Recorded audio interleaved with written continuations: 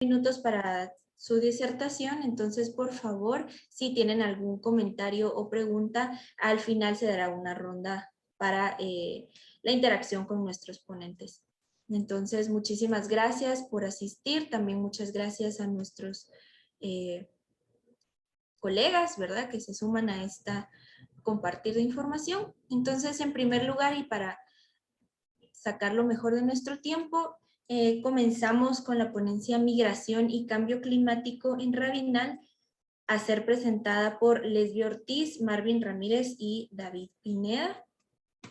Entonces, como podemos ver, esta ponencia tiene la particularidad de que 3 expertos estarán hablándonos al respecto.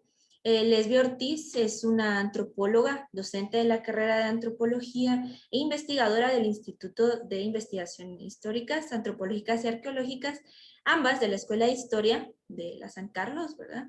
Investigadora en la Dirección General de Investigaciones DIGI-USAC, en los programas de Educación y Estudios para la Paz y en el de Cultura, Pensamiento e Identidad. Está especializada en estudios de migración internacional y en género. Ha sido también coordinadora de la carrera de Antropología y del Instituto de Investigaciones.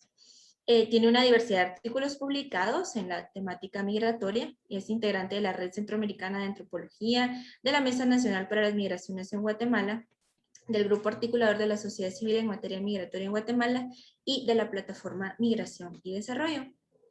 Por su parte, David Arturo Pineda es un antropólogo, también egresado de nuestra unidad académica, con pensum cerrado en la maestría en Sociología en la Universidad de Quilmes, Argentina. Es investigador de la Dirección General de Investigación en la USAC, en los programas de Educación y Estudios para la Paz, y en el de Cultura, Pensamiento e Identidad.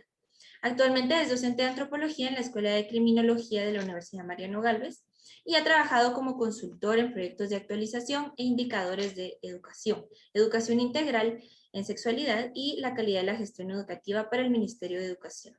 Asimismo, elabora estudios antropológicos y sociológicos de familias agrícolas. Y finalmente tenemos a Marvin Enrique Ramírez, antropólogo de nuestra unidad académica, con pensum cerrado en maestría en Criminología y Criminalística por la Universidad Galileo. Es investigador de la Dirección General de Investigación, DIGI-USAC, en los programas de Educación y Estudios para la Paz y en el programa de Cultura, Pensamiento e Identidad. Asimismo, ¿verdad?, tiene experiencia de trabajo como antropólogo forense y trabajó en el área de Educación y Seguridad en la UDFEWA, Unidad de Protección para Defensores y Defensoras de Derechos Humanos, y es autor del libro La Música de la Resistencia, Acordes de la Memoria, así como coautor del libro La Justa Memoria. Así que, por favor, les damos el espacio. Adelante, muchas gracias. Muchas gracias, Adriana. Iniciamos pues dando un saludo a todas y todas de la comunidad de la Escuela de Historia, especialmente a los estudiantes y docentes de la carrera de Antropología en su 19 coloquio anual de estudios antropológicos. Para nosotros es un gusto poder estar con ustedes esta tarde y poder compartir esta experiencia de trabajo en equipo con los colegas David Pineda y Marvin Enrique. Quiero contarles que vamos a presentar un proyecto que diseñamos conjuntamente a partir de inquietudes que surgieron desde la antropología. Es decir, una tarde los colegas David y Marvin llegaron al instituto a plantearme que era necesario que nosotros como antropólogos pudiéramos llevar a cabo estudios de la sociedad guatemalteca en la actual coyuntura. Y nos pusimos a pensar cuáles eran nuestras fortalezas para poder nosotros llevar a cabo un proyecto en el cual pudiéramos desarrollar cada uno nuestras propias expertices, nuestras propias experiencias de trabajo de campo. En ese momento, pues pensamos que uno de los grandes temas, de las grandes problemáticas por las que atraviesa Guatemala es precisamente la migración y las causas que con ello son las responsables de que miles de guatemaltecos salgan del país. En ese sentido, pensábamos también que era importante demostrar que realmente era la pobreza, problemas económicos, la violencia, la desigualdad, los que están empujando y que están impactando a la sociedad guatemalteca para salir del país. En ese sentido, la experiencia de los compañeros nos sirvieron para poder decidir cuál era una de las regiones que no se había estudiado y en el campo de la migración, no tanto trabajar en fronteras, sino que al interior del país. En eso pues, se decidió Rabinal, Baja Verapaz, porque además eso, Rabinal es parte del corredor seco y es donde están los más altos índices de pobreza y desnutrición en Guatemala. En ese sentido, quiero señalarles que para finales de 2019, pues la Dirección General de Investigaciones de la DIGI aprobó nuestro proyecto y echamos a andar en el 2020. Sentimos que para nosotros era importante compartir esta tarde estos resultados de nuestro proyecto de investigación porque, pues como ustedes se imaginarán, cuando uno trabaja en la DIGI también tiene que compartir los resultados en otras unidades, en otros espacios académicos, pero en la Escuela de Historia no se conoce este trabajo y este esfuerzo conjunto que hemos hecho con los compañeros. Entonces, miren, como solo tenemos 20 minutos, yo quiero dar paso a Marvin para que él nos hable, nos presente el proyecto y los resultados, nuestros hallazgos y cuáles son los principales indicadores y cuáles son las estrategias de sobrevivencia que están utilizando hoy en Rabinal con relación no solo a los problemas económicos que están viviendo, que son las causas estructurales por las que se viven en esta comunidad, sino que otro tema que también nos habla de la migración y que es poco abordado y que no se ha hablado mucho de él, como es los factores que tienen que ver con la falta del recurso hídrico y los problemas por el cambio climático, que es precisamente a lo que nos hemos enfocado en este proyecto que hoy vamos a presentarles. Entonces quiero darle paso a Marvin para que él nos haga la presentación y a continuación David va a ir cerrando la misma. Muchas gracias. Muchas gracias, licenciada. Buenas tardes a todos y todos. Es un gusto pues presentar los resultados de este proyecto de investigación que, como bien ya lo dijo la licenciada, llevamos a cabo durante el año 2020. Y bueno, pues que mejor que presentarlo en nuestra unidad académica, la Escuela de Historia, en aras de pues, fomentar esa investigación de temas tan diversos, tan importantes en nuestra sociedad, ¿verdad? Los antecedentes ya los dio la licenciada, entonces yo no voy a centrarme mucho en esto. Solo voy a preparar esto y... Bien, entonces, de investigación, la denominamos migración a causa de los factores asociados a la escasez de recurso hídrico por el cambio climático en Baja Verapaz. Y bueno, aquí pretendimos ver cómo convergen esas problemáticas del cambio climático, las migraciones, los niveles de pobreza, los niveles de analfabetismo y alimentación, cómo convergen todas esas problemáticas. Eso fue uno de esos, algunos de los aspectos que nos llamó la atención y nos hizo abordar este tema. Y para poder desarrollarlo, pues nos planteamos en principio, como objetivo general, buscábamos determinar estos impactos del cambio climático en la falta de recurso hídrico que tienen incidencia en la migración de pobladores de Rabinal, que como bien nos decía la colega, forma parte del corredor seco en Baja Verapaz. Para lograr este objetivo general, establecimos 3 específicos y el primero era describir las problemáticas de la agricultura familiar y medios de vida que están relacionados con la falta de recursos naturales en el contexto rural de Rabinal. El segundo era identificar los indicadores subyacentes que promueven la migración en Rabinal. Y esto se complementaba con un tercero, que era identificar las medidas resilientes y alternativas sustentables agrícolas para mitigar los impactos del cambio climático en Rabinal. Aplicamos una metodología cualitativa. Planteamos esta metodología porque consideramos que era la más acorde, la más ad hoc para este tipo de recopilación de información que estábamos llevando a cabo. Sin embargo, como recordaremos, en marzo del 2020 nos llega la noticia que el COVID-19 llega a Guatemala, se registra el primer caso de manera oficial y eso nos hizo darle un cambio a toda la metodología que nosotros habíamos planteado. Habían restricciones, habían toques de queda, había imposibilidad de desplazamiento y eso nos llevó a hacer ese cambio de metodología.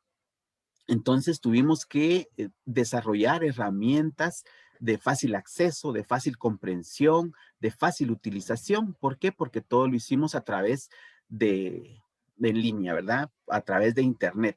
Pero considerando que la población probablemente no cuenta con teléfonos de gama alta, entonces la herramienta metodológica tenía que acoplarse a estas condiciones de contexto de Rabinal.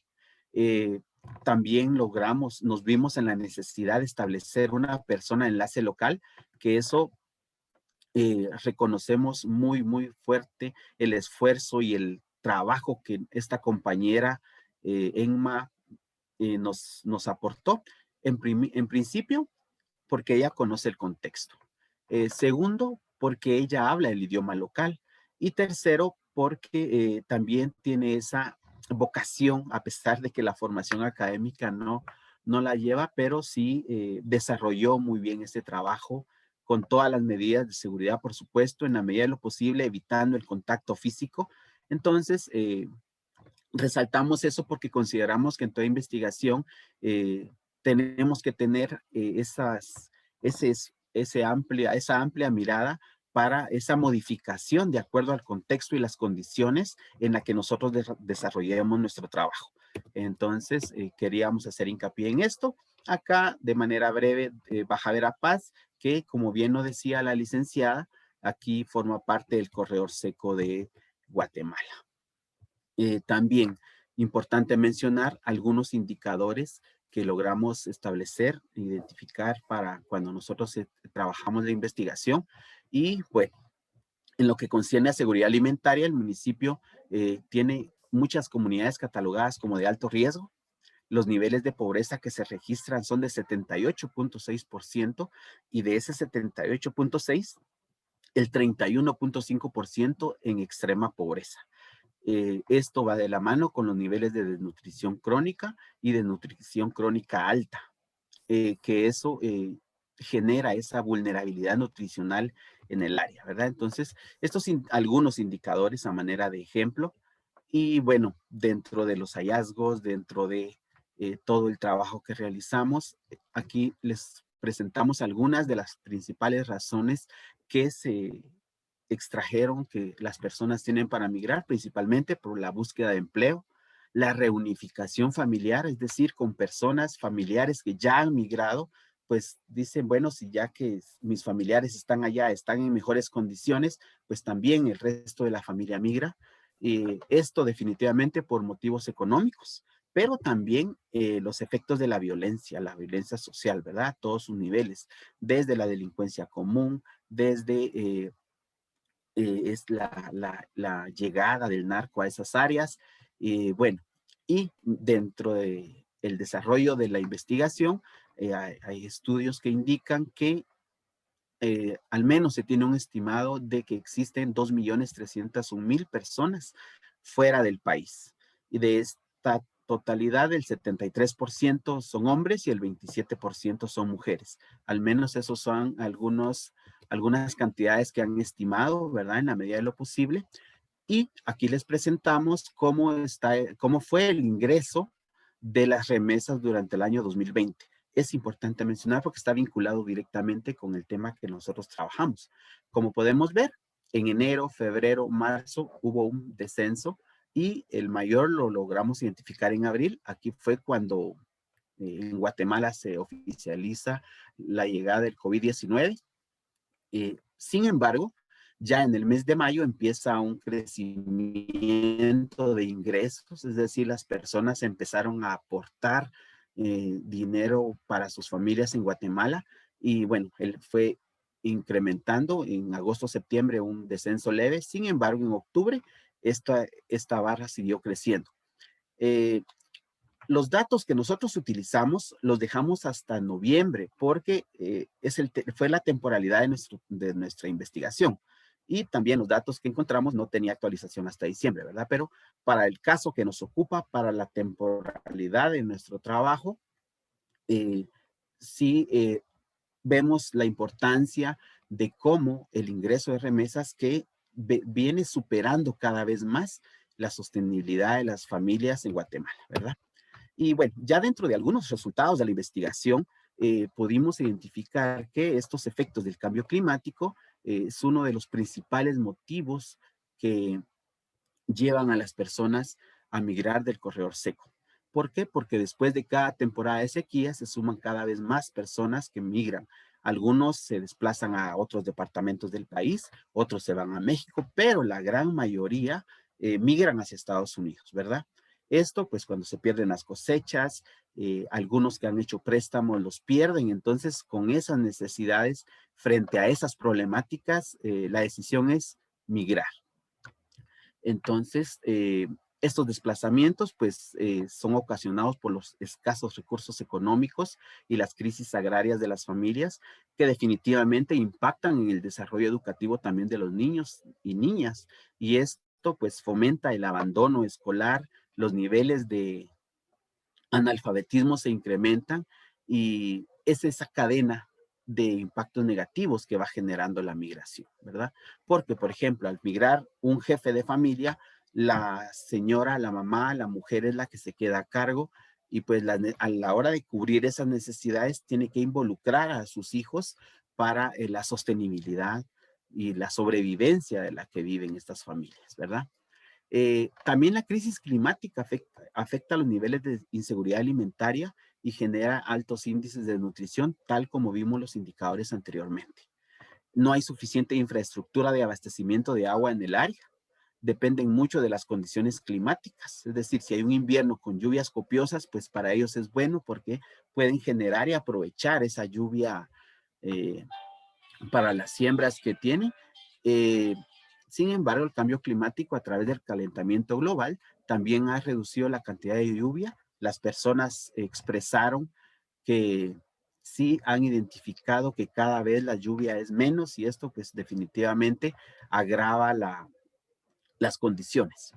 Los problemas se consolidan en la escasez, falta de sistemas de riego y cultivos. Esto es extracto de una conversación que tuvimos con un representante del MAGA. Eh, y los cultivos con menos necesidad de agua para creación de biomasa, además del mal manejo de se le da el agua, desde los ríos, los pozos, el agua de lluvia, etcétera. Es decir, de todas las formas como se puede utilizar. Y esto lleva a que los cultivos sean pobres, hay zonas desaprovechadas, en buena parte por esa migración de que hay terrenos de que se van quedando abandonados, ¿verdad? Entonces, eso contribuye a esa escasez de alimentación para las familias. Eh, También pudimos verificar que esta relación con el cambio climático y el agua tiene efecto directo en la sostenibilidad de la agricultura familiar y eso está teniendo importantes consecuencias. Por ejemplo, cuando abordamos con los líderes comunitarios, pues el 100% de ellos afirmaron que la agricultura familiar se mantiene afectada directamente por el cambio climático. Los problemas de contaminación como efecto de la falta de tratamiento de aguas, la falta de ordenamiento territorial para suplir servicio de agua potable y saneamiento, y los incendios forestales provocados, que son muy constantes en el área, según nos comentaron, y este conjunto de problemas son los que exacerban este impacto negativo en las áreas, principalmente en las áreas rurales, ¿verdad? Que es donde desarrollan sus cultivos.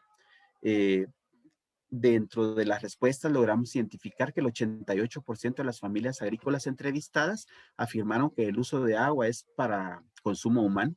el 14% lo utilizan para un saneamiento e higiene personal y un 6% para sistemas regadíos. Entonces, si vemos, el porcentaje de agua que utilizan para los cultivos es el más bajo. En las comunidades rurales de Rabinal también se evidencia un agotamiento del agua. Según los entrevistados, el 63% cuenta con instalación con un chorro en su casa, el 6% cuenta con una instalación de chorro comunitario y el 15% tienen pozos artesanales. Entonces, así es como eh, se logra identificar la distribución y acceso al agua en las familias. Y también de esto, el 95% de las personas que participaron nos indicaron que la falta de agua afecta directamente a las cosechas, y por eso hablábamos en principio de que para ellos es muy importante los niveles de lluvia, ¿verdad? Porque la lluvia es la que aprovechan principalmente para alentar sus cultivos.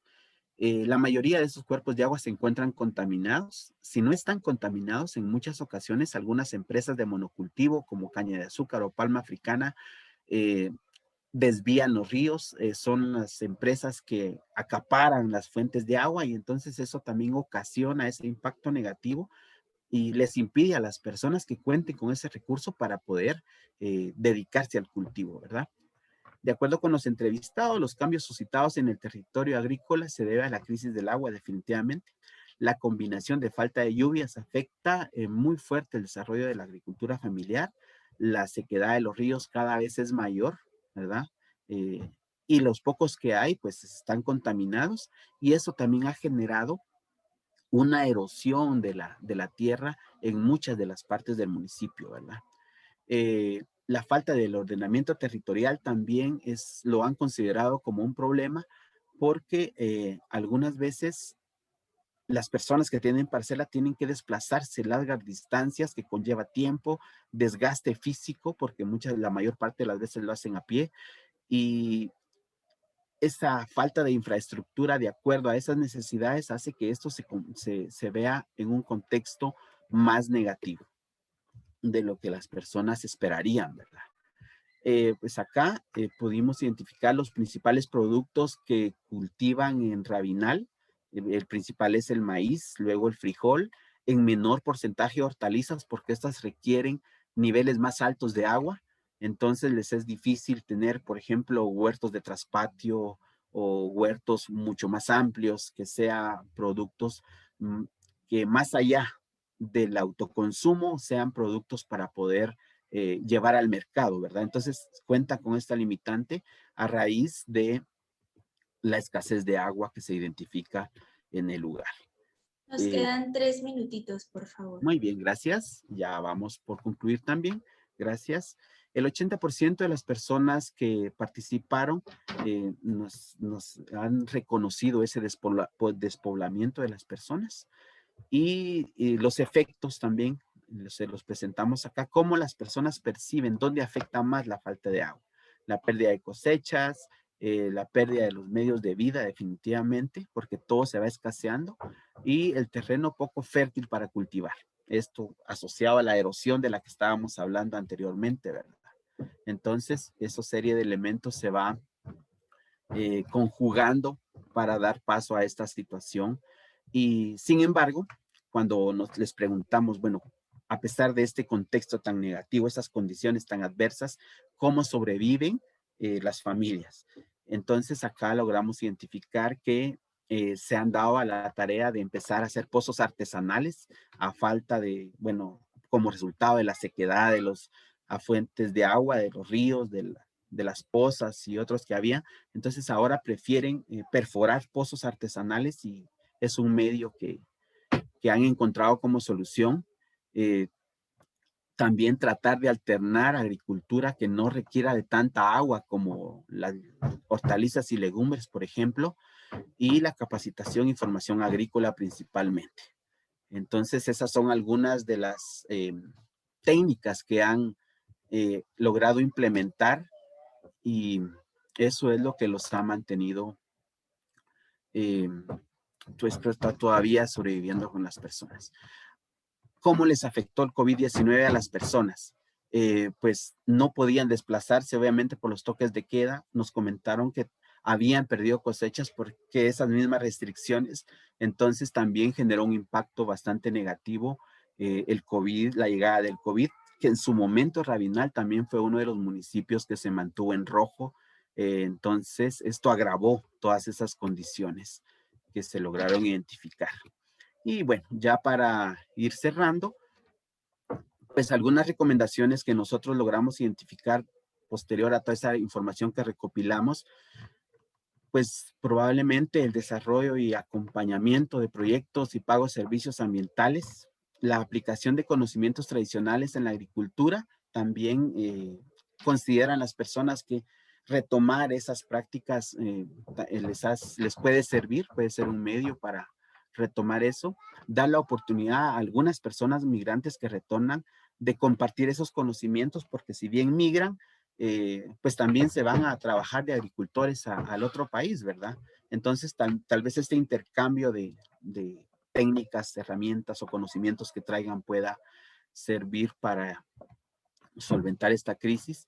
La complementación de sistemas agroforestales, principalmente con el INAV, la implementación de programas de restauración de áreas degradadas, donde el INAV puede ser un medio de apoyo a través de aplicación de técnicas de conservación del suelo, diversificación de los cultivos que se utilizan, la utilización de cultivos resistentes a las sequías, la gestión de la escasez del agua por medio del desarrollo e implementación de sistemas de chorro y recolección y retención de agua.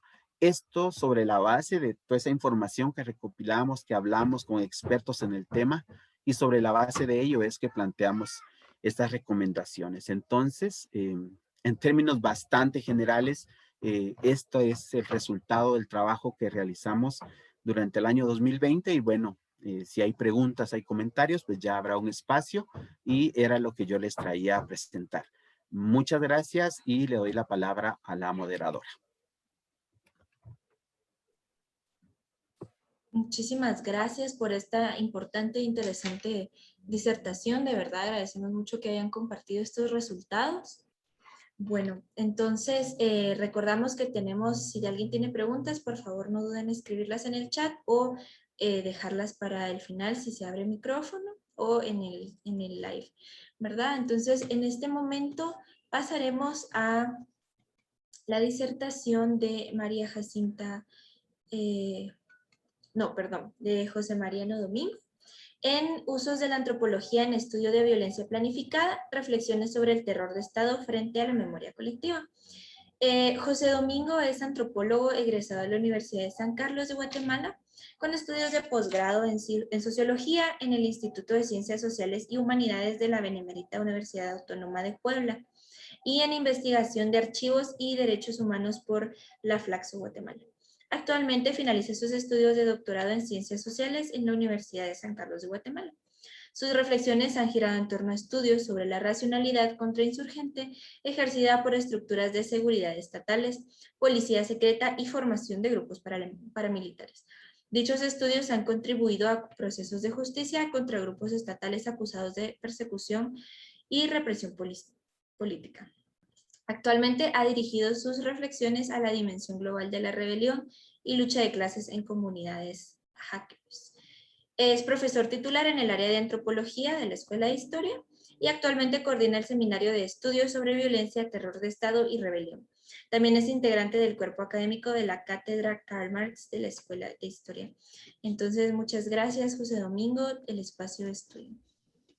Muchas gracias, Adriana. Voy a compartir ahora mi pantalla.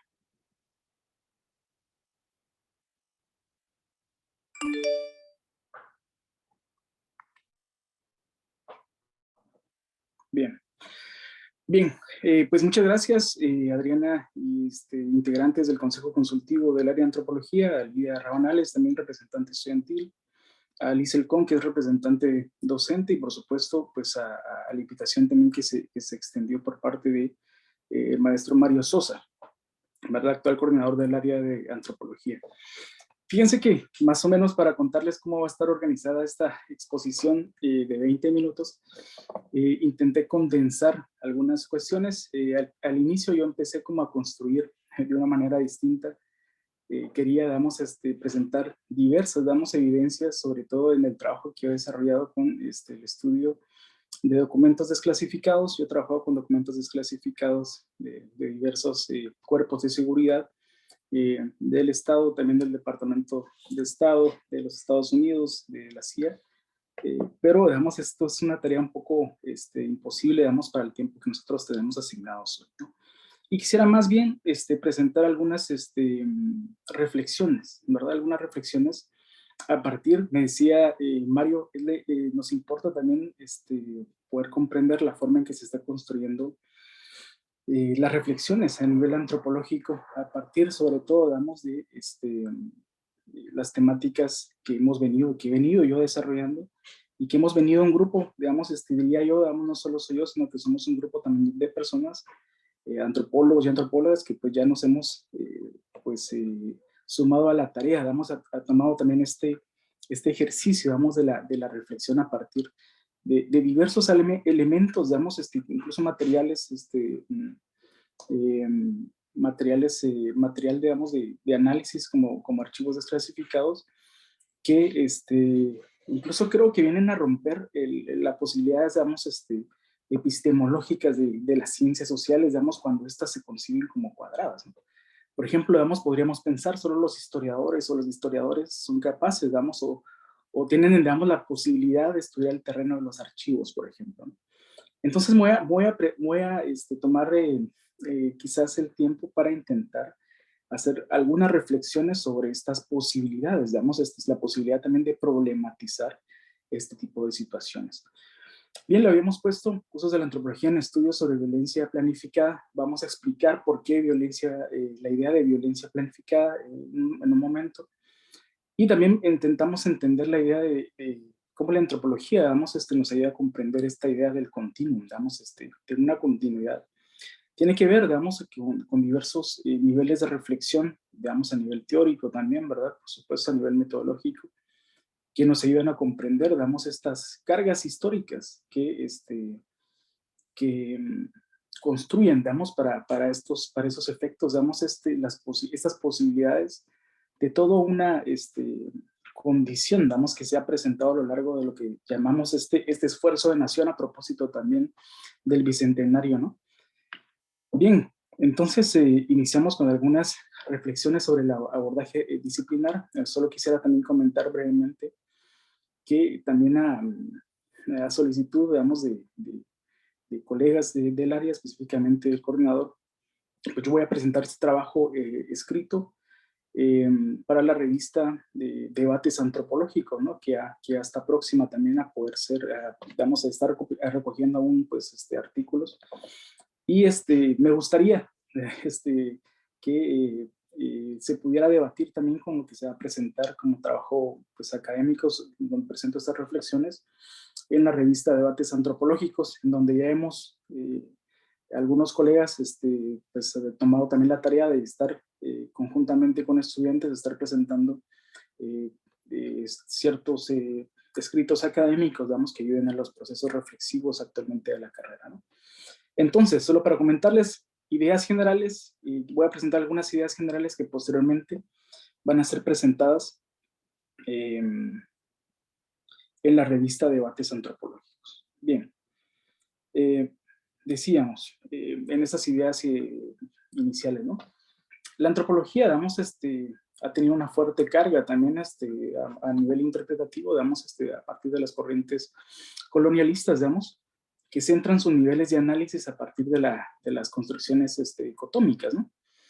La condición dicotómica también es un proceso de reflexión racionalista, digamos, pensemos que la condición racionalista en este caso tiene como base, digamos, la producción de pensamiento europeo. Y Immanuel Kant decía, la racionalidad solo puede existir de los Pirineos para arriba, digamos, ¿verdad? Immanuel Kant, pensemos, uno de los grandes filósofos o concebido, digamos, como uno de los pilares filosóficos, digamos, de nuestro tiempo, etcétera, ¿no?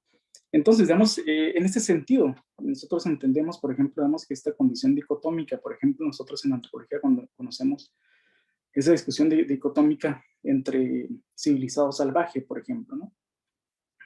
Entonces, esta es una de las corrientes, digamos, que hemos tenido como herencia también para lo que entendemos como la producción antropológica. La siguiente es la antropología como estudio de la cultura. Aquí me voy a tomar, digamos, un breve momento para poder discutir esto, ¿no?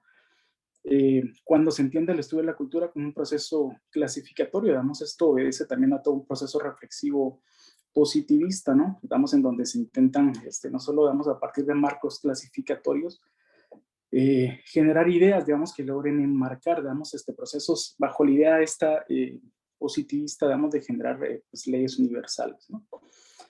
Sobre todo, digamos, como cuando cuando se suma, digamos, la interpretación de la categoría étnica. Otro elemento importante que me gustaría, que voy a dejar también plasmado en el escrito que les comenté, pero que me gustaría, digamos, mencionar en este momento. La categoría de lo étnico, digamos, sobre todo que tiene su bagaje analítico, digamos, en la Escuela de Chicago, digamos, sobre todo en la antropología estadounidense, lo étnico, digamos, alcanza un nivel de análisis, digamos, en la antropología, digamos, que es descontextualizado, digamos, de las formas de reproducción de la vida material, ¿sí? Es decir, digamos, incluso esta categoría de lo étnico ha sido repensada en otros contextos latinoamericanos, ¿no? Nosotros podemos pensar, por ejemplo, la forma en que este mismo movimiento histórico, ¿verdad? Que da como resultado la llegada al poder de Evo Morales en Bolivia. Hay una reinterpretación misma, ¿verdad? De estas categorías étnicas, ¿no? Es decir, la categoría étnica asume, digamos, un nuevo o es desvanecida por otro tipo, digamos, de interpretaciones propias, ¿no? Digamos, es reemplazada, diría yo, en estos contextos por la categoría de pueblo, ¿no? Entonces, es decir, ¿por qué hago referencia a esto? Digamos, la condición étnica, digamos, que únicamente, digamos, obedece, decíamos, a estos procesos clasificatorios, intenta sumarse a un proceso en donde se identifican aquellas condiciones subjetivas que diferencian un grupo de otro, ¿no? Estas condiciones subjetivas son aquellas que se ven, digamos, representadas en la lengua, digamos, en esta idea de cosmovisión vacía, por ejemplo, digamos, en donde se centra, digamos, la idea de la forma en que se construye, digamos, la vestimenta, la alimentación, etc. Nosotros debemos entender que todo este tipo de condiciones, pues, es vacía si no se está ligando todo el tiempo, digamos, a las condiciones, a la producción de las condiciones de la vida material. Y cuando nosotros decimos la producción de las condiciones de la vida material, nos estamos haciendo referencia, digamos, a este análisis más agudo, ¿no? En donde la condición de la vida material está sujeta, ¿sí? A las nuevas formas, digamos, o los intentos, ¿verdad? De la administración, digamos, social del trabajo social. Es decir, por eso, digamos, digo, es una categoría, digamos, bastante fuerte en nuestro campo, en nuestros campos de estudio, pero que está fuertemente sujeta, digamos, a esa reinterpretación. Y por último, damos como una reflexión que me parece fundamental, ¿verdad? Porque a veces nosotros creemos que hacer lo que nos diferencia, ¿verdad?, de otras disciplinas es la aplicación de los procesos etnográficos, ¿no? Sin embargo, a mí me parece importante decir lo siguiente. La etnografía, damos como un proceso, damos un método, ¿no? Pero está sujeta, a toda una producción, una construcción, de los procesos metodológicos. Y aquí es algo importante, la metodología siempre es un proceso creativo, ¿sí? Por eso no pueden existir tampoco modelos, ¿sí? Modelos que intenten, dar ese, nosotros a veces quisiéramos que existan, guías, en donde nosotros, si no hacemos esto, por ejemplo, no somos antropólogos o antropólogas, o si lo hacemos, así es, ¿no? Pero, muchas veces estas ideas, en donde se centra este tipo, de paradigmas, que pesan mucho, en nuestra carrera, también están sujetas, a esta carga disciplinar histórica, que yo lo ubico en estos dos contextos, en la condición colonialista, y la idea de la cultura que abraza, la idea étnica descontextualizada, ¿sí? Bueno, entonces decíamos, la etnografía, digamos, no puede ser creativa si no pasa, digamos, un proceso de problematización. Bien, ¿por qué decía esto? Lo voy a discutir un poco más si les interesa, digamos, si les interesa, digamos, seguir este debate. Va a estar ahí en el escrito académico que vamos a presentar. Decíamos esto, digamos, porque esto nos lleva a todo un proceso ahora, digamos, de la forma en que se problematiza, o que yo creo que se debe problematizar la condición de la violencia, ¿no? Muchas veces, digamos, entendemos a la violencia, digamos, como un elemento, digamos, irracional, ¿sí? Por ejemplo, digamos, estas interpretaciones, digamos, racionalistas, digamos, que abrazan, digamos, estas dicotomías, decíamos, salvaje civilizado, ayudan, contribuyen a formar, digamos, una especie de sentido común que entiende, digamos, la idea de la violencia como algo irracional. Por lo tanto, digamos, lo racional, digamos, va a estar disfrazado en los discursos, en este caso, pensemos, de aquellos que nos intentan vender, digamos, un modelo concreto, digamos, pensemos de proyecto social, político, etcétera, cultural. Entonces, para entender, digamos, la forma en que debemos nosotros entender quizás las coordenadas para entender la forma en que se construyen ese tipo de problematizaciones, deben pasar por lo siguiente. Y esto está sujeto, por supuesto, al debate, ¿no? La primera idea es que la violencia es un elemento eminentemente racional, ¿sí? Cuando hablamos de racional, nosotros, voy a poner un ejemplo muy burdo, quizás, pero lo voy a utilizar para intentar explicar esta idea. Pensemos que aquellos elementos que construyen, digamos, este proceso biológico de alimentación de un león, a la hora, digamos, de atrapar a una cebra o cualquier animal ahí que esté dispuesto, digamos, para ser presa, ¿no? Digamos, esto no es violencia, digamos, esto es un ciclo, digamos, natural, ¿sí? Hay una condición natural, digamos, que obliga, digamos, a este animal, pues, a considerar a sus alimentos, ¿no? Algo distinto pasa, digamos, con los seres humanos a la hora de aplicar violencia. No hay que confundir, digamos, la categoría de agresividad con la idea de violencia. La violencia, digamos, es un acto eminentemente social y por lo tanto, digamos, es un acto eminentemente racional, ¿sí? Cuando hablamos de la posibilidad, digamos, de la racionalidad, entendemos la posibilidad entonces de la planificación, ¿sí? Entonces, si nosotros entendemos la violencia como un acto racional que tiene que ver también con los parámetros cognitivos, digamos, de acción funcional de las personas, de los individuos, de las sociedades, entendemos que este está sujeto también al proceso a la construcción de la planificación misma de la violencia, ¿no? Por eso, damos en los discursos que disfrazan, por ejemplo, la idea de la violencia como un acto irracional, nada más hacen eso, el discurso en este caso, debe entenderse como un proceso ilusorio, ¿verdad? Que intenta persuadir el comportamiento colectivo. Entonces, es falso, ¿no? Entonces, nuevamente, damos la idea como un acto racional. Como segundo punto, voy a adelantarme rápido, creo que ya voy quedando corto, debe comprenderse a partir de su carga histórica, digamos, teniendo la habilidad de recrear puntos nodales que dieron forma a nuestro problema. Tercero, el análisis debe incluir el seguimiento de los puntos de red a los que está sujeto, ¿sí? Evidentemente, nosotros debemos de entender nosotros visualicemos, esta condición, esta forma, en la que operan las redes, ¿no?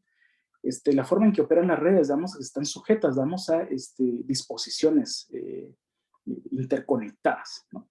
Entonces, en este proceso, el análisis de red, llamémosle, ¿no? Debe estar, desde mi punto de vista, presente, para los procesos de problematización, de la violencia. Bien, como segundo punto, en ese sentido, quería que me sirviera para entender, de que existen dos elementos fundamentales de la política, de las políticas estatales. Nosotros a veces creemos o caemos, en los juegos ilusorios, de la política, como esta expresión, que se resume, en los votos, ¿no? Particularmente yo soy de la idea de que esto nada más nos hace, estar sujetos, a un proceso ilusorio, se expresa, en esto que Gaetano Mosca llamaba, la rotación de las élites, ¿no? En proceso de rotación de las élites, en el cual, digamos, solo nos hacen partícipes, digamos, de un proceso ilusorio. Bueno, discusión para otro momento, quizás. Entonces, decíamos, entendiendo esto, digamos, ha habido un continuum, digamos, el continuum, digamos, está presente, digamos, a partir, digamos, una de las condiciones en donde se puede rastrear este continuum es en el desarrollo, digamos, de los actos de terror, digamos, en la producción de una cultura de terror, digamos, y el miedo, digamos, como un uso político permanente, ¿no? Estas dos condiciones, digamos, deben de ser entendidas nuevamente, digamos, desde la idea de la racionalidad de la violencia, digamos, y la idea, digamos, en las que juega para la planificación misma de la violencia. Para poner un ejemplo, no solo damos, bueno, nosotros estudiando, digamos, algunos documentos desclasificados, nosotros veíamos cuál era, digamos, una de las, cómo se perfecciona la condición del miedo, por ejemplo, digamos, el uso del terror. El uso del terror, digamos, venía, digamos, como una especie de entrenamiento, digamos, a las fuerzas de seguridad. Por ejemplo, digamos, el hecho de intimidar, digamos, los procesos, digamos, en los cuales se va expandiendo, digamos, donde se va amplificando el terror en las personas, ¿sí? Antes de hacer esta presentación, yo estaba revisando diversos documentos que quería presentarles, pero en estos solo lo voy a narrar. Estaba viendo, digamos, revisando nuevamente el caso de Oliverio Castañeda. Estaba viendo, digamos, antes, digamos, de Oliverio Castañeda, durante, digamos, el caso de Oliverio Castañeda, antes había seguimientos, muchos seguimientos, digamos, en donde se entiende, digamos, a partir de la presentación de documentos fotográficos, que los mismos personajes infiltrados eran los mismos compañeros de Oliverio, digamos, eran aquellos, digamos, que proporcionaban la información que dieron como resultado de su asesinato, ¿no? Pero posteriormente, digamos, vemos también el terror a que son sometidos los allegados, digamos, Oliverio, nuevamente, digamos, la forma en que operan, digamos, estos puntos de red, y posteriormente, digamos, la forma en que es amplificada la violencia, digamos, la familia de Oliverio, pues fue sometida, digamos, a diversos acciones, ¿verdad? Que dieron como resultado un hecho de terror permanente. Digamos que esto debe entenderse desde la producción planificada del uso del terror y el miedo, digamos, en sociedades como la nuestra. Y esto sigue sucediendo, digamos, particularmente, quizás me voy a meter algún problema por decir lo siguiente, pero la firma de los acuerdos de paz también estuvo sujeta, digamos, a este proceso, digamos, ilusorio, en donde Disculpa, nosotros creímos. José, Sí, que te interrumpa. Vamos cerrando, por favor. de acuerdo. Bueno, me faltó un poco. Quería, digamos, partir sobre dos autores. ¿Cuántos minutos me quedan? ¿Unos dos? Bueno, bien. Quería hacer un par de reflexiones sobre Gupta, digamos, y otro autor, digamos, pero nuevamente repensar lo siguiente, digamos, si bien damos este tipo de documentos, este tipo de información, nos ayuda a entender, damos la planificación del terror, también nos ayudan a comprender de forma contradictoria, ¿verdad? La forma, digamos, en que está expresada los procesos de rebelión de las sociedades, ¿sí? Toda estructura represiva está construye sus niveles de acción a partir de las posibilidades de rebelión de las sociedades en las que se desarrolla, ¿verdad? La memoria, digamos, que es un proceso en disputa. Nosotros podemos analizar, digamos, la idea de la memoria, digamos, como un proceso en disputa precisamente porque está sujeto, digamos, a diversos intereses, ¿no? Pero particularmente, digamos, la memoria, digamos, es un recurso, digamos, que es parte, digamos, del pensamiento fragmentado, digamos, y de los anhelos del pueblo, ¿no? Bien, digamos, me faltó mucho desarrollar este segundo momento, digamos, de la intervención. Espero que podamos tener otro espacio para poder seguirlo debatiendo, pero entender también de que la misma, digamos, dialéctica, digamos, de la violencia y rebelión está sujeta y puede ser rastreado, digamos, con esta persinencia antropológica, digamos, desde archivos desclasificados u otro tipo de materiales que tenemos a disposición, ¿no?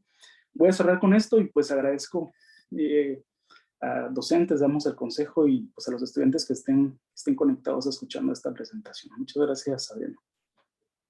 Muchas gracias, José. Estos temas no dejan de estar vigentes y de ser necesaria su reflexión, ¿verdad? Entonces, agradecemos mucho tu participación. Esperamos tener otra oportunidad para poder escuchar lo que tengas que decir al respecto, ¿verdad? Para que puedas extenderte más.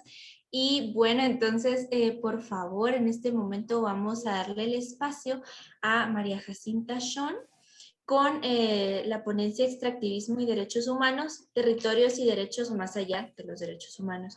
María Jacinta Schon es licenciada en Antropología por la Escuela de Historia de la Universidad de San Carlos, maestra en Historia de las Ciencias por la Pontificia Universidad Católica de Sao Paulo, en Brasil, y directora del proyecto TUSH. Perdón si no lo pronuncié adecuadamente. Cocina gourmet de origen en Chichicastenango y coordinadora del proyecto Rivers en Guatemala. Muchas gracias, el espacio es suyo. Bueno, buenas tardes a todos y a todas. Es un gran gusto saludarles y pues la verdad es que es una gran alegría poder pues conversar con estudiantes de la Escuela de Historia, ¿no? Y bueno, creo que más allá que una presentación, creo que un poco la idea de esta tarde, desde mi perspectiva, es como un diálogo que nos permita como ir desestructurando quizás ¿cómo podremos decir? Estos encuadramientos de autoridad y poder en los que nos estamos de alguna manera formando en estas lógicas, ¿no? Cuando estamos en los procesos de formación primarios, en el sentido de, pues bueno, ¿qué haré de mi vida, no? Entonces decido estudiar antropología, historia y demás. Y entonces creo que es como una experiencia muy personal de repente, ¿no? Mis por qué y mis para qué estudiar antropología. De repente mis decepciones quizás, pero también mis aprendizajes en el proceso, creo que ha sido bastante interesante y bastante formativo, ¿verdad? Bueno, mi razón primordial para estudiar antropología fue responder quién dijo que los pueblos indígenas eran politeístas, ¿no? Ese era el gran cuestionamiento y la gran razón por la que yo entro a estudiar antropología. En el camino me voy deparando con digamos, con una, ¿cómo podríamos decirlo así? Como una formación, como un ejercicio, como un ensayo de saberes, pero al mismo tiempo, digamos, del encauzamiento hacia cierta especialidad, hacia en teoría yo debería hacer, lo que yo debía hacer, ¿no? Y lo que debía pensar, porque finalmente todos estos espacios son determinantes para formar ese pensamiento, ¿no? Cómo nos vemos, cómo vemos a los otros. Entonces, finalmente también es un proceso que va, digamos, fundamentando la alteridad de una u otra manera y en sociedades como las nuestras y en todo el mundo creo que así funciona, bueno, finalmente estamos determinando y determinados por en qué universidad estudiamos y por qué no en otra, ¿no? Qué nos enseñan en esta y qué no aprendemos y qué se aprende y se enseña en otra y por qué, ¿no? Entonces, en todo esto, justo como decía José Domingo, estamos insertos ya dentro de un método, dentro de una metodología para determinarnos, ¿no? Cómo nosotros vamos a ir como formando también nuestras identidades y cómo nos volvemos alfiles o peones o elementos de una estructura de poder, una estructura de pensamiento y que finalmente va reproduciendo una forma, un método de acercarnos, ¿no? A esos otros de los que aprendemos, ¿no? O de los que estudiamos, ¿no? Entonces, ahí viene dentro de esto un elemento de sujeto que estudia y sujeto estudiado, ¿no? Pero en el caso nuestro, y les cuento mi experiencia porque creo que es, digamos, ese camino por el que vamos transitando para poder, de alguna manera, entrar a procesos de reflexión, ¿no? Que nos determinen qué tipo de antropólogos, historiadores queremos ser en el futuro para los estudiantes y lo que hemos hecho en el camino del estudio, ¿no? Del estudio de algo, de quiénes, de cuántos, ¿no? Justo, pues Lesbia y su equipo nos presentaban los resultados de una investigación. José Domingo nos hablaba del método como tal, del positivismo y digamos, su estructuración del saber de quién, del entendimiento del otro, ¿no? Finalmente nos volvemos eso en este transcurso de, pues, de estudios, ¿no? Bueno, ¿por qué de repente este tema y por qué no otro? Vamos con los porqués, ¿no? Extractivismo y derechos humanos, territorios y derechos más allá de los derechos humanos. Bueno, me interesaba un poco hablar de extractivismo porque es una categoría que está presente permanentemente, ¿verdad? Y que define justamente cómo tomamos algo de alguien y lo llevamos, ¿no? En el sentido más estricto de la categoría, pero también en nuestra realidad, digamos, extractivismo se refiere a todos estos procesos colonizantes o neocolonizantes, creo que no podría aplicar esa palabra, porque finalmente, digamos, un proceso continuo dentro de nuestra historia, donde hay un proceso de extracción, de llevarse algo a la fuerza, imponiendo, digamos, de alguna manera, el poder de la iglesia, el poder de la conquista, el poder de la invasión en la época colonial y pues muy en nuestra contemporaneidad imponiendo la fuerza pública para hacerlo, ¿no? Entonces, luego de ahí, ¿cuál es el papel que juega la antropología o qué es en sí la antropología? O sea, de alguna manera, personalmente me he preguntado, bueno, ¿sirve para algo o no sirve para nada, no? Y la verdad es que en estos años que llevo siendo antropóloga, creo que me he dicho que sirve para muy poco, realmente, ¿no? Es decir, estas realidades a las que nosotros nos enfrentamos como ciudadanos, como no ciudadanos, como excluidos de la ciudadanía, ciudadanos cuando conviene, cuando no conviene, ignorados totalmente. La pregunta es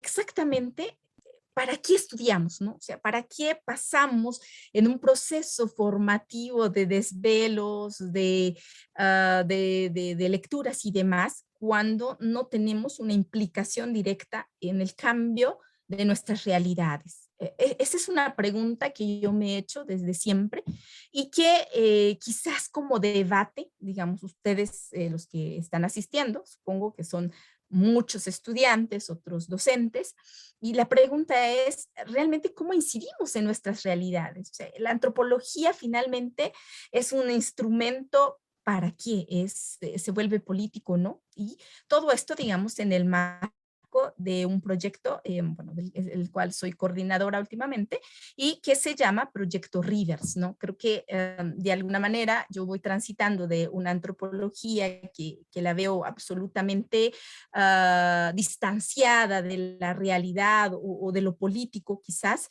Voy a hacer una maestría en Historia de las Ciencias donde pues estudio la estructura del pensamiento positivista y la conformación de las no ciencias y de repente cómo unir eso, ¿no? Cómo hacer un vínculo entre la posibilidad de estudiar para algo y para qué, ¿no? ¿Cómo hacemos esto? Entonces, justo, digamos, todas estas reflexiones vienen porque, bueno, este proyecto otra vez me viene a mover, digamos, porque está planteándose, bueno, cuál es la relación, digamos, el extractivismo y los derechos humanos y los territorios y derechos más allá de los derechos humanos. Entonces, de alguna manera es como este cuestionamiento, ¿no? ¿Cómo hacemos de la antropología un instrumento que va transformando las realidades, ¿no?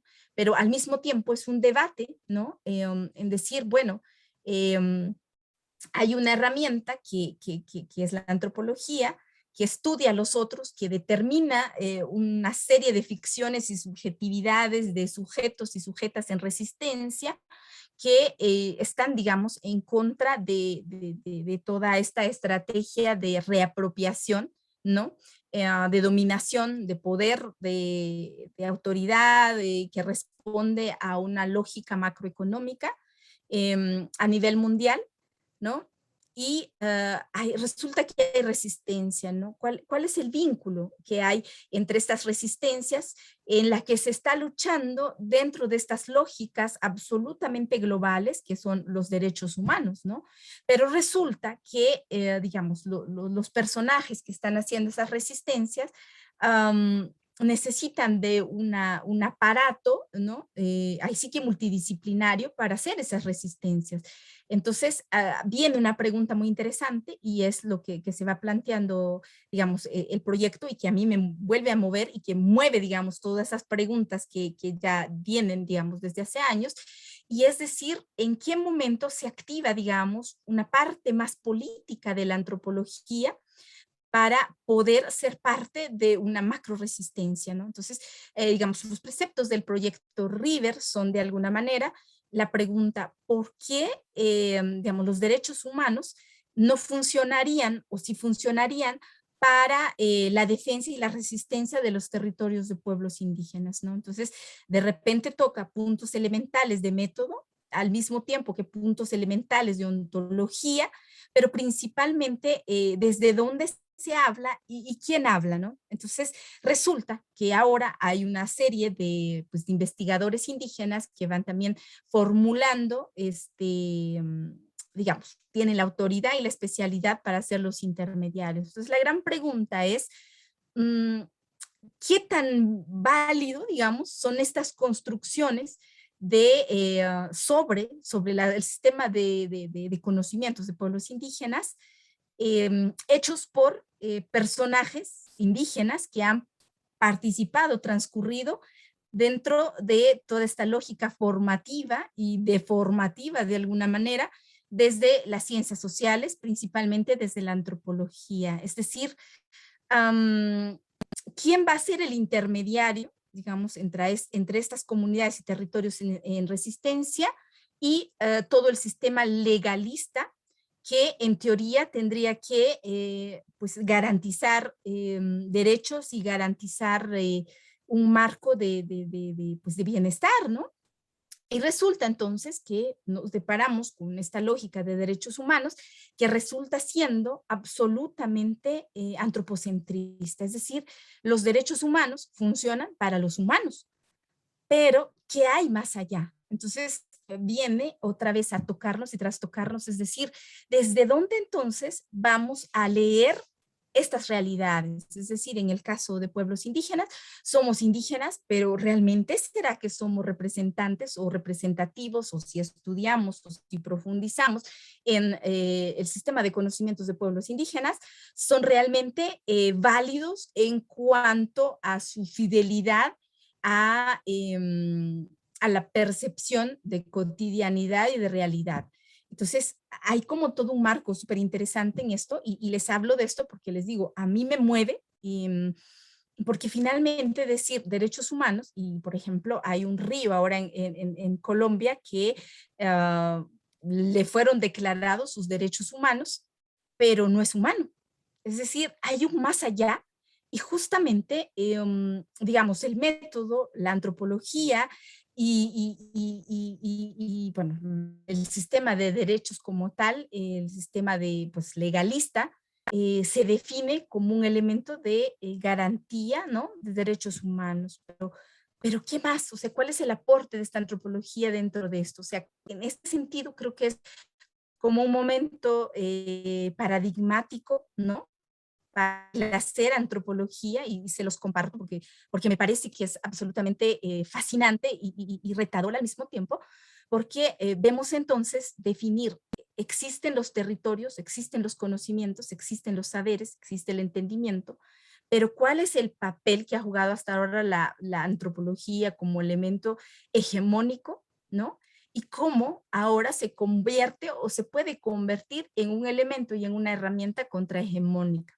Es decir, ¿qué podemos aportar, digamos, en un diálogo global en el que no todo se funda, como justo nos lo explicaba José Domingo, no solo se funda en una idea positivista del mundo, sino es justo ahora que viene, digamos, todo un elemento de lo que llama Eduardo Rivero de Castro el perspectivismo amerindio, ¿no? O el retorno de las ontologías, se llama ahora este movimiento, en el que la antropología se vuelve un elemento más político, autorreflexivo, auto cuestionable de alguna manera, pero también en un instrumento que se convierte en algo más político, en el que se determina como la posibilidad de una intermediación, que tampoco podría ser, digamos, bueno, puede cambiar mucho la categoría en algún momento, pero vamos entonces a decir qué es lo que esperamos de la antropología ahora, ¿no? Entonces, y una experiencia bastante interesante y que sucede mucho últimamente en Guatemala son los peritajes étnico-culturales, es decir, y creo que pasa justamente en América Latina, donde hay bastantes, digamos, pueblos indígenas en resistencia, ¿no? Construyendo justamente discursos contrahegemónicos, pero principalmente cuestionando la hegemonía antropocéntrica de la existencia del humano como autoridad y como dicotomía entre humano y no humano, ¿no? Pero entonces, ¿qué sucede con eso más allá de lo humano, ¿no? Entonces, en la defensa de los territorios. Y bueno, creo que es ahorita como una, digamos, es como algo bastante complejo quizás, pero creo que es un nuevo paradigma muy interesante en el que, digamos, la antropología, quizás yo me estoy volviendo a enamorar de la antropología y digo, bueno, hay algo más allá y que no solo se queda, digamos, en estos métodos súper aprendidos de resultados, digamos, de análisis de subjetividades, de informes muertos en papel, que nadie va a leer quizás, ¿no?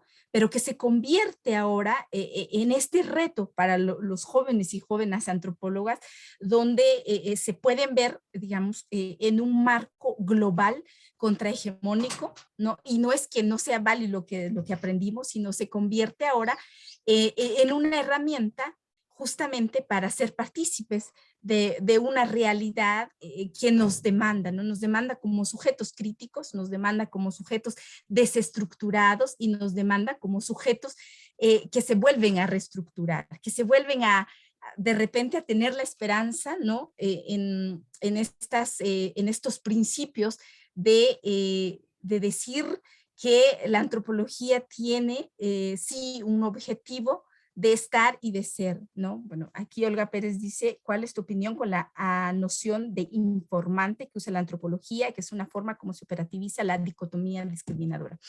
Bueno, creo que justo para allá vamos, ¿no? La idea de informante quizás es la más problemática en todo el sistema pues de ciencias sociales, ¿no? Donde la etnografía, la antropología se convierten en mecanismos extractivistas de determinar qué me dice el otro, ¿no? Pero justamente, digamos, no sé cuántos antropólogos indígenas o no, o que no lo son, nos deparamos con estas realidades de diversidad y creo, y lamentablemente me tocó, digamos, en los 5 años que yo estuve en la escuela de historia, en depararme todavía con la idea bastante primitivista, ¿no? De que pues la relación que se establece de los antropólogos con, digamos, con los estudiados, es simplemente y llamamente una relación de el blanco y el primitivo, ¿no? El blanco y el salvaje, ¿no? Entonces, todo está en vías de extinción, por eso es que hay una necesidad de recopilación de información.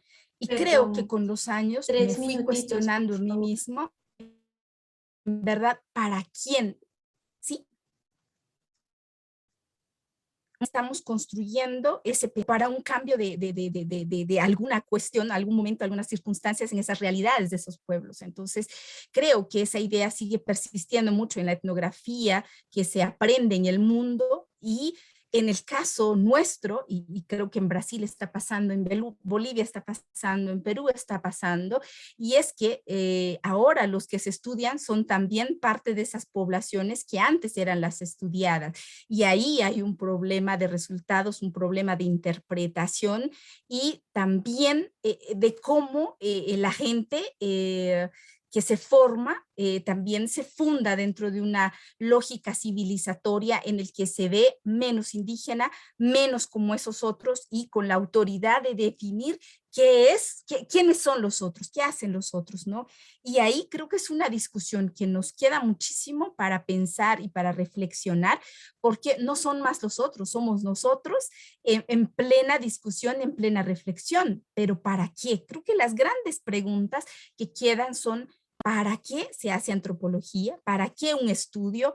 ¿Por qué se hace? ¿Con quiénes se hace? ¿Cómo se hace? Justo estaba viendo pues el caso de esta compañera que es la traductora o la que hizo el trabajo de campo. O sea, ¿por qué le llamamos a alguien auxiliar de campo cuando ella fue la que hizo el trabajo de campo? Entonces, yo creo que termino con esta reflexión, que quizás fue bastante desordenada, pero justo ahora creo que es lo que me inspira para decir que vale mucho la pena seguir haciendo antropología, ¿no? Muchísimas gracias por tu aporte, ¿verdad? Yo creo que nos quedamos con la reflexión de la importancia de volver la antropología hacia nosotros mismos, ¿verdad? Y cuestionar estas dinámicas y fronteras entre, o de lo que es lo humano, que es lo que más nos atañe como antropólogos. Entonces, pues agradecemos mucho las intervenciones, ¿verdad? De nuestras tres ponencias. Este es el momento para las preguntas. Bueno, en la página no tenemos preguntas. María Jacinta, ya respondiste pues la que había lanzado Olga, ¿verdad? Tenemos una más de Olga para nuestros primeros ponentes y creo que en este momento entonces sería bueno abrir el micrófono porque tenemos el tiempo. Si alguien quiere en vivo, ¿verdad? Lanzarle una pregunta a alguno de las disertaciones. Este es el momento para hacerlo, si no, procedería a leer la pregunta que tiene Olga, ¿verdad? Para el equipo de Lesbia.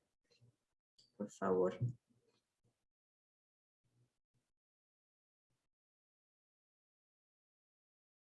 Bueno, en lo que alguien se anima, para aprovechar nuestro tiempo, vamos a hacer esta primera pregunta. Bueno, Lesbia preguntaba, la historia inmediata de Rabinal vincula expresiones profundas de la violencia durante el conflicto armado interno. ¿Cuáles consideran ustedes que son los factores de esa violencia que inciden en el contexto local y la migración? ¿Verdad? Entonces, el espacio es de ustedes. David, su micrófono está apagado, sí está. ¿Me escuchas? ¿Me escuchas? Sí, sí, sí. Pues para contestar ahorita esta pregunta, realmente te comento, nosotros hemos venido estudiando pues con Marvin casi 2 años los fenómenos que están pasando en el caso de Rabinal específicamente. Nosotros tomamos en cuenta 2 cosas. Una, pues la historia de Rabinal, que es una historia muy triste, dura por el tema del conflicto armado interno y cómo fueron afectadas las distintas comunidades, municipios en el contexto, bueno, de Rabinal. Realmente fueron una serie de hechos de genocidio, ¿no? Que se cometieron en Rabinal y que de alguna forma pues han marcado el tejido social, ¿no? En estas comunidades. Hemos visto pues de estos hechos un conjunto de migraciones, ¿sí? Que se han venido dando desde los años 80, los 90, un conjunto de grupos, incluso de Rabinal, migraron aquí a la ciudad de Guatemala, pues del caso de Tierra Nueva y San Miguel Petapa específicamente, pero también hemos visto que, digamos, de ese proceso que se dio de la guerra hasta, digamos, a la configuración de la firma de la paz y la reconstrucción, digamos, de las comunidades de Rabinal, se quedaron, digamos, de ese rezago, asentamientos, digamos, militares en diferentes áreas y comunidades en esa región, ¿no? Esto ha hecho que, digamos, los procesos de justicia, para comentarles el caso del contexto, han sido lentos, muy difíciles para la restauración incluso de la memoria en ese lugar. Considerando eso, incluso hay aldeas, digamos, de Rabinal donde hay ocupación de personas, digamos, quichés, ¿no? Que realmente no son los achíes de esa región, ¿no? Entonces, en esa cuenta nosotros con Marvin hemos visto que realmente hay una aceleración de hechos de violencia, específicamente violencia de género en Rabinal contra niñas, contra jóvenes mujeres en sí, violaciones que se han venido dando, sistemáticamente se han venido dando en las aldeas de Rabinal y que también tienen un impacto, pues obviamente en el desarrollo incluso educativo del sistema escolar Y esto ha hecho que realmente exista esa movilidad, hay un crecimiento de la migración, tanto interna como externa, de los grupos escolares, de niñas específicamente, de padres que sacan a sus niñas en el lado específicamente regional. Obviamente, todos esos factores han hecho que conjuntos con el tema de cambio climático y tema de escasez de recursos hídricos, las personas pues tengan que básicamente desplazarse y migrar hacia Estados Unidos, ¿verdad? Es cierto. Son una serie de factores, realmente Rabinal combina una serie de factores que son producto de ese rezago de hechos históricos, producto de la violencia, los nuevos fenómenos que se dan de violencia de género en ese contexto de Rabinal y todo este fenómeno de cambio climático que obviamente afecta los procesos de las familias agrícolas, de las cadenas alimenticias que tienen para el sustento y la sostenibilidad económica, ¿verdad? Es cierto. Son un conjunto de factores que se están dando, tanto así que incluso nosotros con Marvin en 2019 tuvimos la oportunidad de hacer algunos estudios con Oxfam relacionados a la violencia de género y habían aldeas donde realmente hablar de género es casi imposible en Rabinal, algunas aldeas de Rabinal. Fue casi imposible incluso entrar a determinadas aldeas por esta misma situación que incluso ahorita hay un proceso de esclarecimiento de la justicia, hay muchos que ahorita son líderes locales que en su momento participaron en violaciones, ¿no? Durante el conflicto armado interno y están ahorita en procesos de juzgados y citatorios de parte del Ministerio Público que han hecho que obviamente se recrudezca la violencia en ese lugar. Eso es para contextualizar un poco lo que está sucediendo en Rabinal. No sé si Marvin quieras aportar algo sobre esta pregunta. Por el momento no, David, gracias. Muchas gracias, David. Bueno, tenemos aquí en el chat una pregunta para José Domingo, ¿verdad? Para darle su turno a todos. José Domingo, pregunta Mario Sosa, ¿cómo se concreta lo que analiza sobre la violencia como hecho racional en el caso del diario militar? Muchas gracias, Adriana y Mario. Bueno, voy a ser bastante concreto en este sentido, ¿no? Obviamente yo en mi exposición decía, digamos, de que es importante poder atar, digamos, a partir de la problematización que estamos haciendo, algunos puntos nodales, ciertos puntos nodales que yo identificaría, digamos, de una manera bastante rápida en este momento. Por ejemplo, digamos, no solo damos es la construcción, digamos, de la misma racionalidad militarista, ¿no? A propósito también, como uno de los aportes, digamos, del presidente Jacobo Arbenz, ¿no? Digamos, en donde se empieza también a profesionalizar, digamos, el ejercicio militar, ¿no? 1965, por ejemplo, digamos, para Alta Sur, digamos, se crea, digamos, la especialización de la inteligencia militar. Inmediatamente, digamos, que se da una especialización de la inteligencia militar, surgen, digamos, casualmente, entre comillas, los escuadrones de la muerte en 1966. A partir de ese momento nosotros entendemos esta imbricación, ¿verdad? De esta idea de los grupos paralelos que contribuyen, digamos, a la desaparición, a la tortura, digamos, y a la creación, digamos, un estado de terror permanente en la sociedad guatemalteca, digamos, una cultura de terror, ¿no? En ese sentido, digamos, yo entendería el tema de la racionalidad, ¿verdad? De la violencia, digamos, no solo en el sentido planificado, sino que también en el sentido, digamos, discursivo. Y aquí es donde yo rescataría quizás una idea muy rápida, digamos, de Buja, ¿no? De la reinterpretación misma, digamos, estos documentos. Él hacía su análisis, digamos, Buja, uno de los fundadores de la Escuela de Estudios Culturales, de subalternos, perdón, de la India. Hablaba, digamos, que había que resignificar el contenido de este tipo de documentos, ¿no? En donde decía, por ejemplo, aparte del diario militar, pienso, por ejemplo, en los documentos en donde aparece, digamos, las personas que murieron en la quema de la Embajada de España. Cuando uno identifica, cuando uno lee, digamos, la narrativa policial, se refieren a todas las personas. Siempre hay una antesala, digamos, que presenta su condición, y es la de terroristas, ¿verdad? Murió el terrorista X, ¿no? Murió el terrorista B, ¿no? Entonces, digamos, esta misma reinterpretación discursiva también debe estar presente para poder analizar el estado de los contextos de rebelión de las sociedades. Es decir, el diario militar, por supuesto, digamos, nos impacta por los niveles de violencia, digamos, que están ahí contenidos, pero, digamos, como, digamos, condición también tendríamos que analizarla desde estas posibilidades que nos ayudan a entender las condiciones de rebeldía, digamos, ¿verdad? Como una posibilidad de transformación y cambio social, ¿sí? Nuevamente, digamos, yo, solo como reflexión final, muchas veces damos la idea del terror, digamos, nos impacta tanto, pero también es utilizado, digamos, como medio discursivo, muchas veces damos por ONGs y otro tipo de organizaciones, ¿no? Pero creo que hay que resignificar en el sentido también de la rebelión y la resistencia, ¿no? Muchas gracias, Mario, por la pregunta y espero haber respondido. Gracias, José.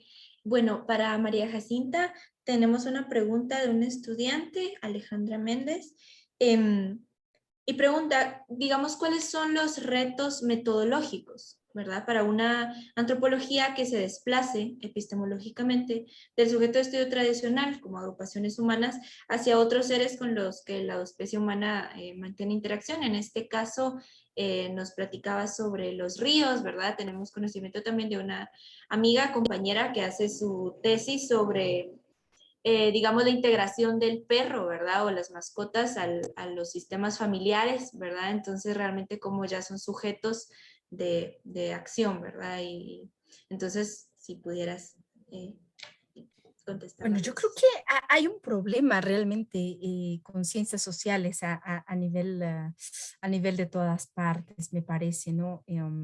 Y es que no se paga por hacer antropología, no se paga por ser creativo a la hora de las investigaciones. Creo que, y ahí es que hay que ser muchísimo más creativo todavía para pensar entonces cómo financio mi propio, pues, lo que yo quiero aprender, ¿no?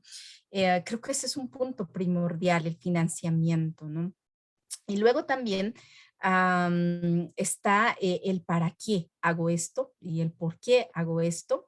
Luego está la muerte al ego. Creo que ese es un punto primordial, un ejercicio poco hecho, poco realizado y es matar a mi ego. Es decir, no, y justo, digamos, esta segunda y tercera pregunta, bueno, esta segunda pregunta es ¿no? el para qué y por qué hago esta investigación o quiero saber de esto conjuntamente de mato a mi ego.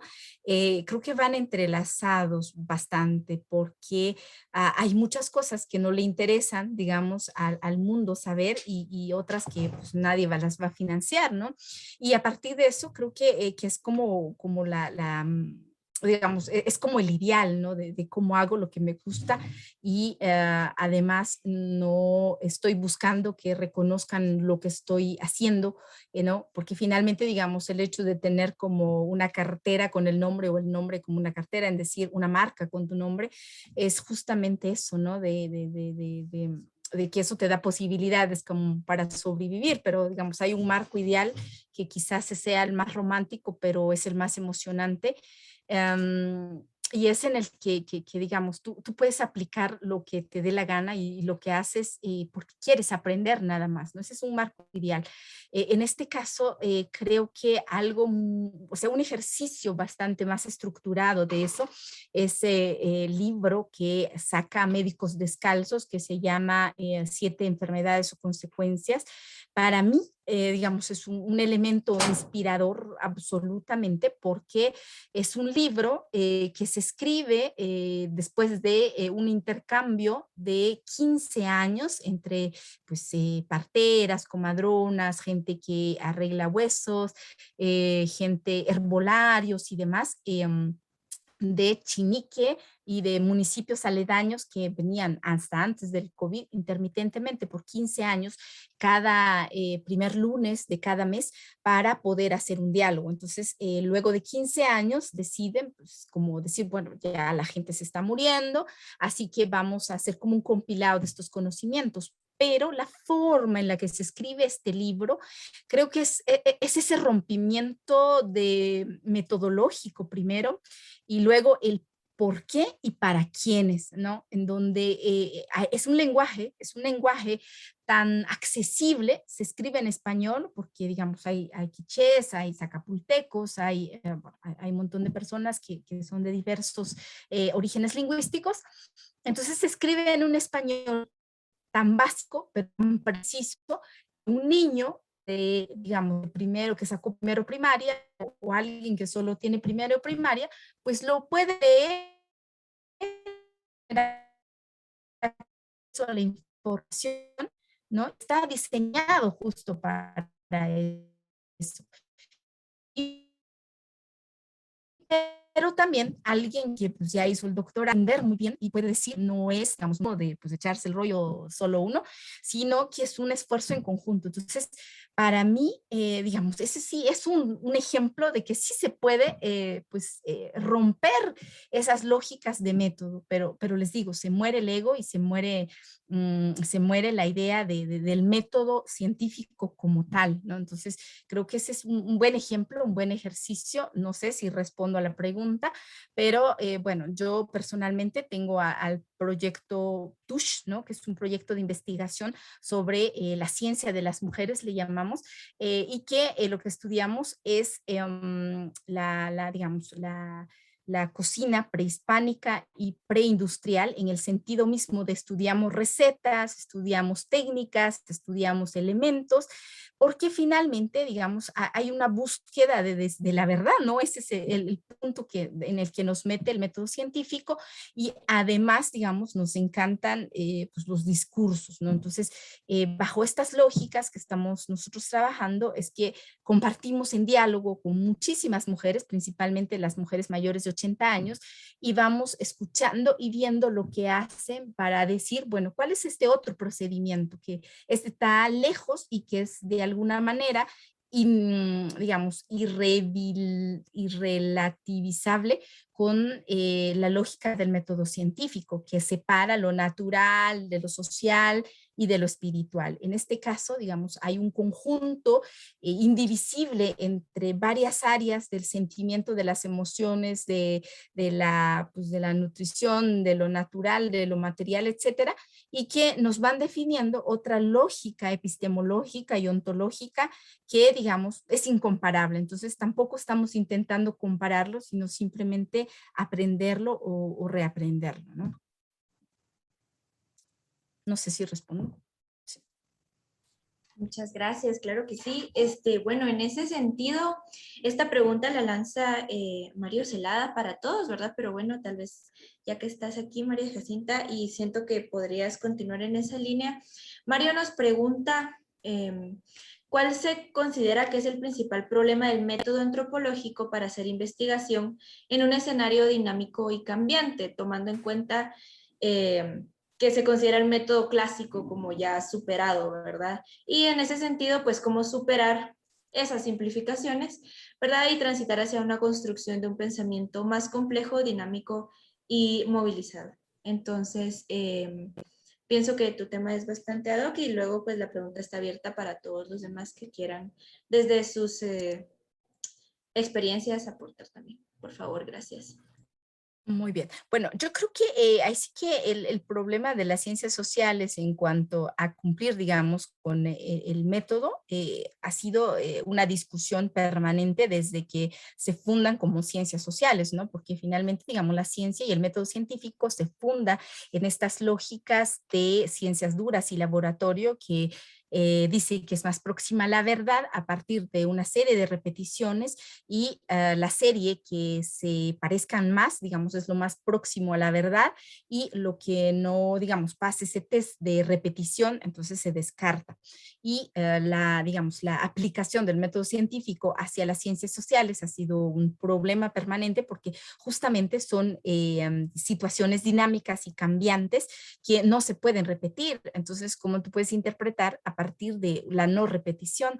Entonces, a partir de ahí, digamos, hay muchos detractores y muchas reflexiones a partir. Entonces, ¿cuál es como el elemento o la materia con la que trabaja las ciencias sociales? Si son el conjunto de subjetividades y de la propia ficción digamos, del investigador, o cómo el gran reto y la gran pregunta es cómo tú rompes esta idea bueno, o sea, cómo no le impregnas tu propia ficción a la hora de interpretar, porque lo que hacemos en ciencias sociales es interpretación y demás. Entonces de ahí surgen muchas corrientes. Ahora, por ejemplo, bueno, la que yo estoy trabajando es el retorno ontológico o ¿cómo se llama? Como sí, la vuelta ontológica, ¿no? Que es haciendo, qué es lo que estás investigando, desde qué estás pensándolo, ¿no? Desde tu postura de autoridad especializada en una disciplina, o lo estás haciendo desde tu formación emocional, espiritual, bueno, religiosa, etcétera, política, y entonces siempre es una interpretación y una interpelación. Creo que esa es la parte más interesante de la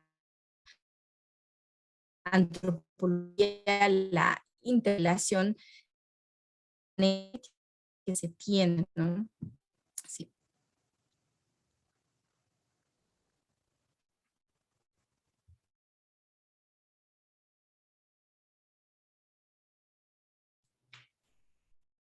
Oh, qué pena, creo que tuvimos un problema aquí de internet, pero si vuelve a conectarse, pues tal vez pueda terminar de desarrollar su idea. Mientras tanto, si quedara alguno de los ponentes que quisiera aportar a esta pregunta, y pues ya luego esta sería con la que cerramos, ¿verdad? Entonces, no sé si Lesbia, sí, muchas gracias. Sí, gracias a ti. Pues estamos hablando de una disciplina que es un método por excelencia, precisamente es la analogía. No podemos estar planteando una realidad si nosotros no conocemos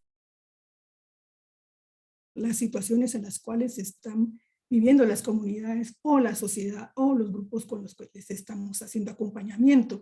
Yo creo que como antropólogos debemos ser incluyentes y comprometidos con nuestra propia sociedad. Yo en principio decía, ¿cómo voy a hablar de las migraciones y no estar presente y estar compartiendo todos estos procesos que están viviendo de lucha y de significación en cuanto a la forma, cómo poder sobrevivir a otros mundos mejores? Entonces, porque también hay un derecho humano que va a permitir a las personas vivir con dignidad, y si los gobiernos, los estados no lo están haciendo, pues decíamos, la migración ha sido una de las estrategias de sobrevivencia.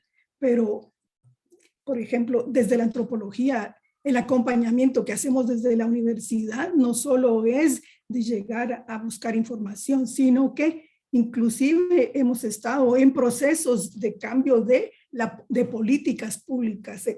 Nosotros impulsamos con grupos especializados en el tema de la migración, académicos, pero también de la iglesia, pero también de organizaciones de la sociedad civil, pero también como organizaciones de retornados, una nueva ley de migración. Y eso es un hecho que está comprobable porque tenemos desde 2017 una ley que ya no tiene una mirada de seguridad, sino que desde los derechos humanos. Y yo creo que es un aporte que podemos hacer desde la misma antropología.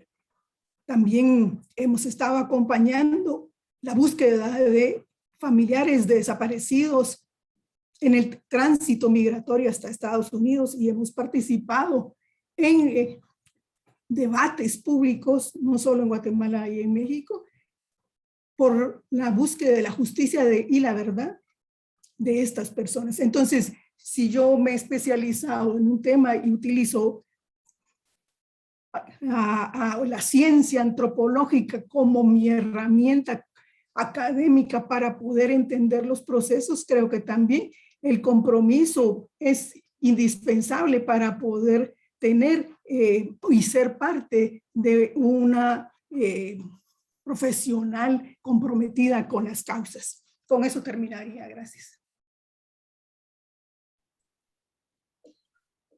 Voy a tomar un minuto para intentar también, pues estoy de acuerdo, vamos, con lo que le presentaba también la compañera María Jacinta, vamos, Lesbia, vamos, con el tema del compromiso del investigador.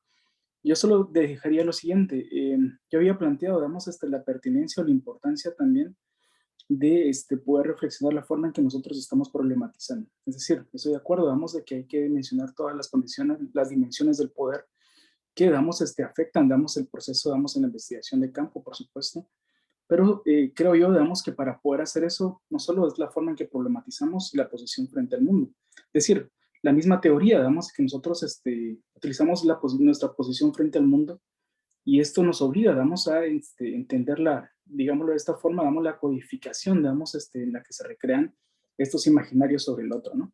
Entonces creo que ese es el primer momento. En la pregunta de Mario era casi un ensayo, pero está muy complicada, pero yo en ese sentido diría eso, ¿no? Es importante, retomar, ¿verdad? La idea decía Marx, en la tesis número 11 sobre Feuerbach, ¿verdad? Los filósofos se han dedicado a pensar el mundo y es hora, de transformarlo. Y decía Zizek, en sus reflexiones actuales sobre Marx, hay que invertir esta tesis, porque es importante también reflexionar la forma en que se ha decodificado, el mismo sistema de pensamiento para abrir paso también a una interpretación crítica del método, ¿no? Pues me quedaría con eso y pues muchas gracias.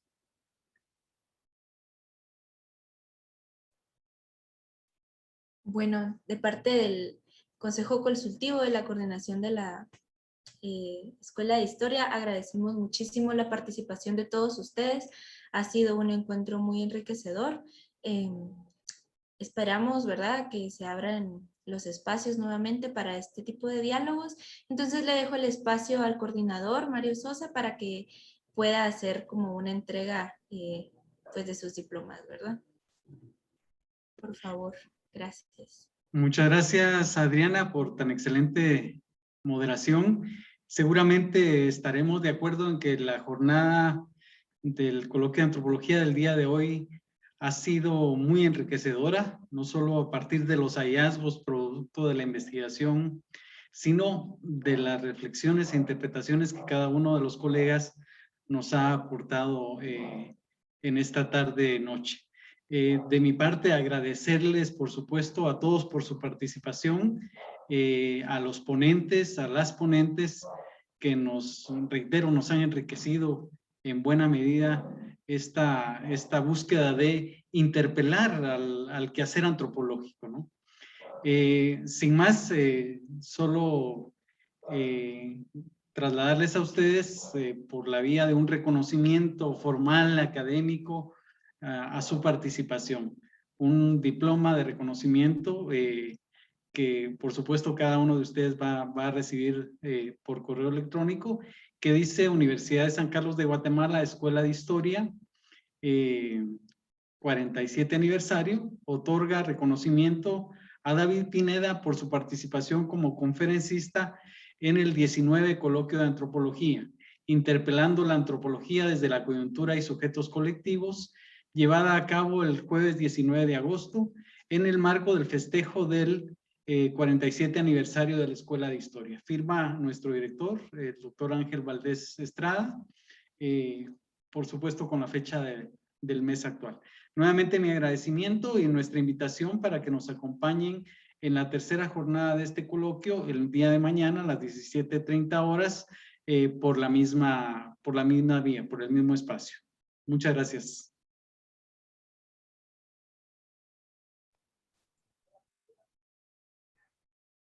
Gracias.